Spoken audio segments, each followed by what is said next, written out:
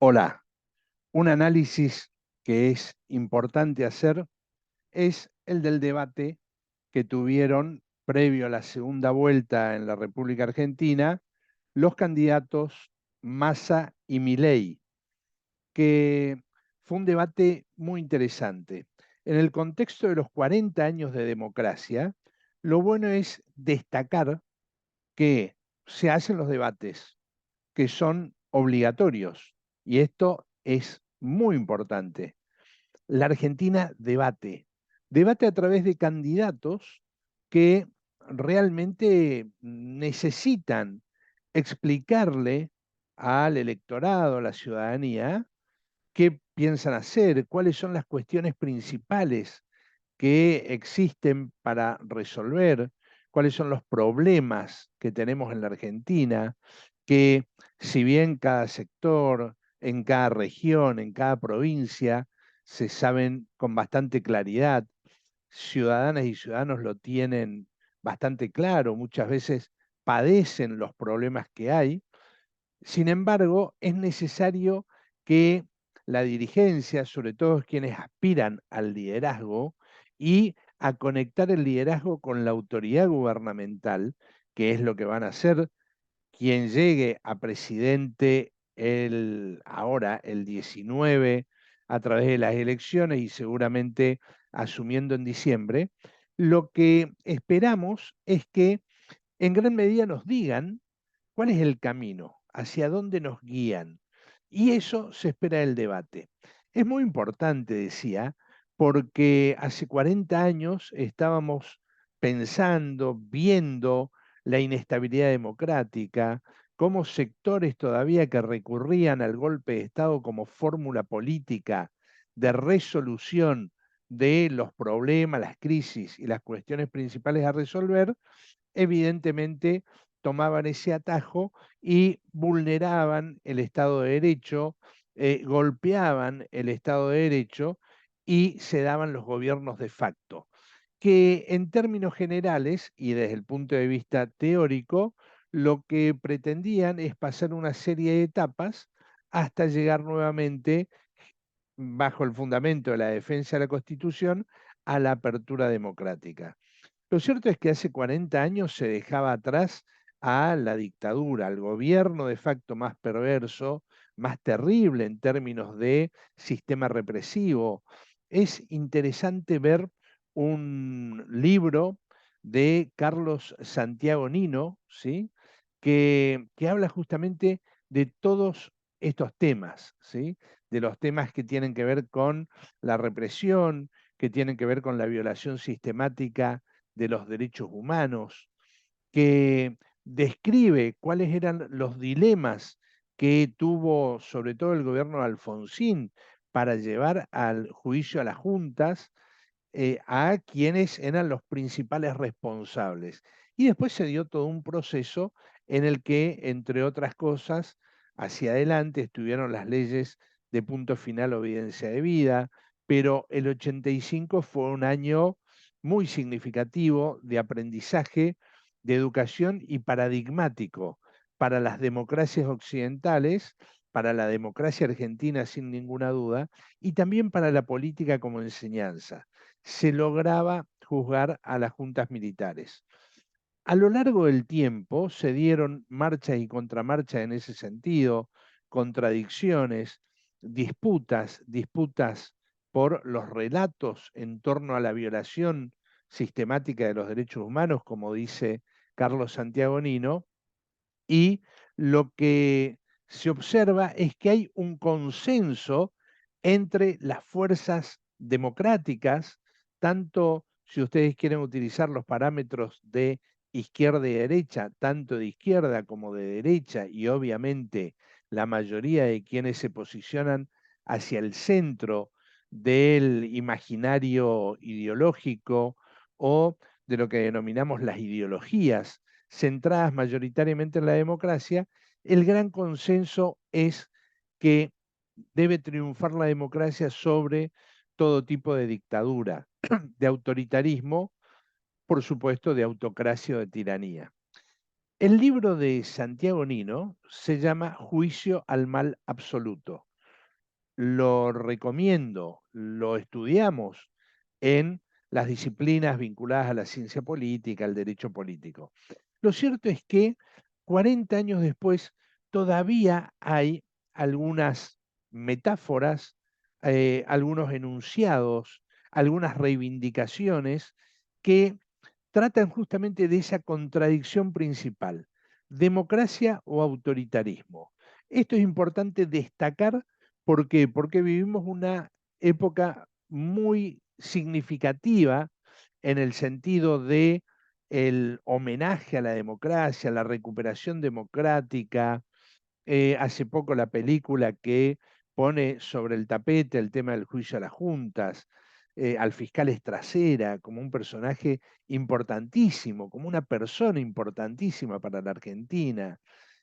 Por otro lado, la CONADEP, Ernesto Sábato, lo que fue la ley de defensa de la democracia que surge de la comisión que trata sobre el tema y que tanto ha nutrido a las distintas teorías, enfoques del derecho, de la filosofía del derecho, de la ciencia política, la teoría política, la sociología política.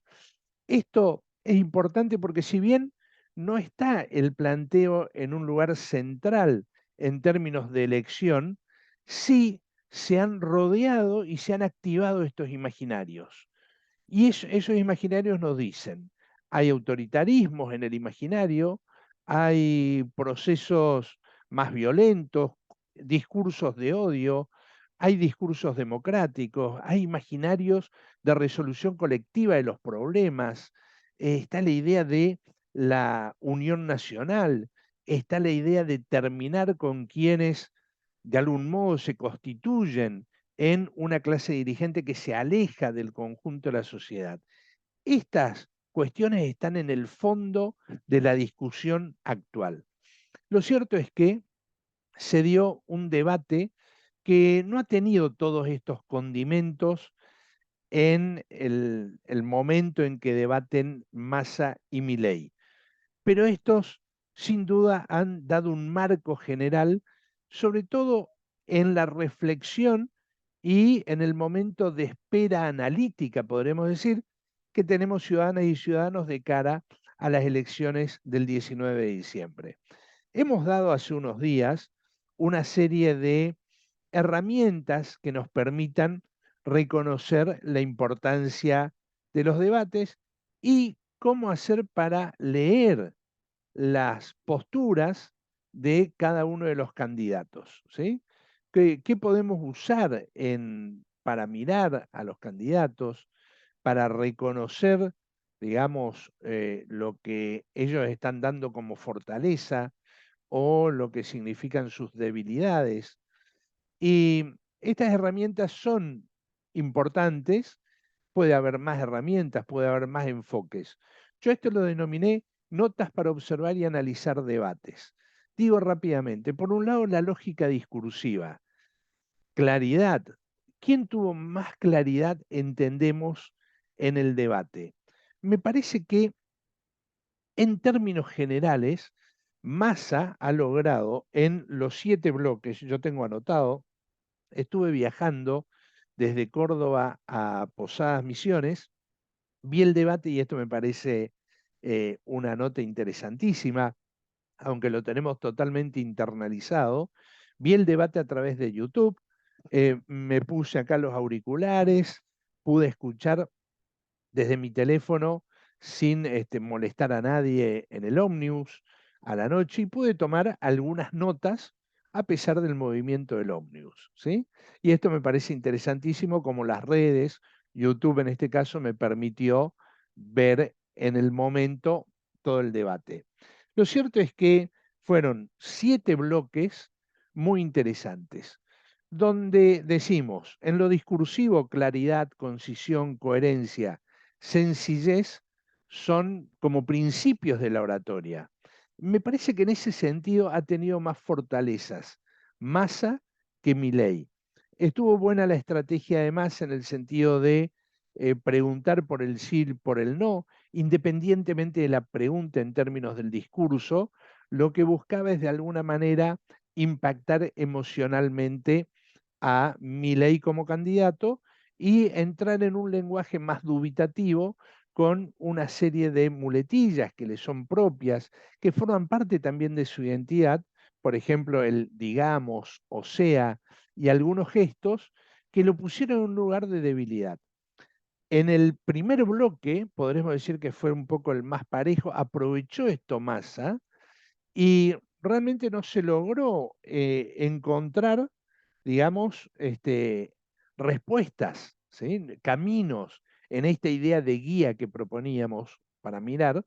No se vio grandes respuestas por parte de ambos, pero sí lo que hicieron es ver quién manejaba el marco del debate, ¿sí? Acá no estamos diciendo que uno es más bueno, más votable que otro. Lo que quiero que analicemos es, de alguna manera, quién creemos que sale con mayores fortalezas. Después, las cuestiones profundas, decía yo. ¿Quiénes trataron cuestiones profundas? Me parece que ambos sobrevolaron temas que se venían tratando hace tiempo. Massa logró en el bloque dedicado a la educación y la salud dar más propuestas, ¿sí? La Argentina en el mundo fue también un momento de jaque, diríamos, en el sentido ajedrecístico, ¿no? Donde había un jaque tras otro, un reacomodamiento de la defensa, y a veces defensas con ataques. Se está viendo a veces estos debates como si fueran batallas. Y esto es para subrayar, tenerlo en cuenta, porque queremos más debates que sean diálogos, que sean conversaciones, que sean duros, obviamente, pero que no recurran a, digamos, el insulto, al el descrédito del otro. Esa es la idea. Después salieron varias palabras interesantes que ya se vienen planteando, la la Argentina en el mundo, es decir, una serie de palabras. Por ahí hay una placa que dice la cantidad de palabras, ya vamos a ver si la encuentro y cuento esto que compartían en un grupo de consultores. Los exordios atractivos, es decir, las introducciones y fueron relativamente atractivas, ¿sí? Algunas más, otras menos. Em, Se han dado algunos datos interesantes. Los cierres han llamado a la acción, sí, me parece que en el bloque 7 los dos tuvieron un buen posicionamiento. Creo que más aprovechó más desde el punto de vista de la proxemia el manejo del espacio, salir del atril, tanto al principio como al final. Eso conectó con la actitud inicial cuando sale del atril y se pone de frente a la ciudadanía, por supuesto mediado por las cámaras, a dar su mensaje de cara al 19 y a lo que va a ser su presidencia. Milei hizo lo mismo, pero desde el atril. Esto lo mostró un poco más moderado. En general, esa fue la elección de Milei para el debate, la moderación, lo cual lo hace un poco más débil, dado que su atractivo durante mucho tiempo fue la exaltación y recurrir a un discurso concretamente anticasta. La confianza, la reputación, si nosotros seguimos la línea aristotélica de análisis de los pilares de la persuasión, lo que vamos a ver que construir confianza es un tema muy importante. Ahí quizás en la reputación de cada uno de ellos es donde ellos mismos, la dirigencia misma, los candidatos que han estado en debates anteriores contribuyen a bajar la reputación de cada uno de los candidatos. Esto es para analizar. ¿Es necesario ir hacia una bajada de reputación de las demás personas para lograr el posicionamiento propio? Si esto es así, ¿cómo se hace después para construir consensos? Es difícil la cuestión. En el plano de la confianza, entonces, trataron de construir, digamos, mensajes claros y sobre todo una gestualidad que los acompañara.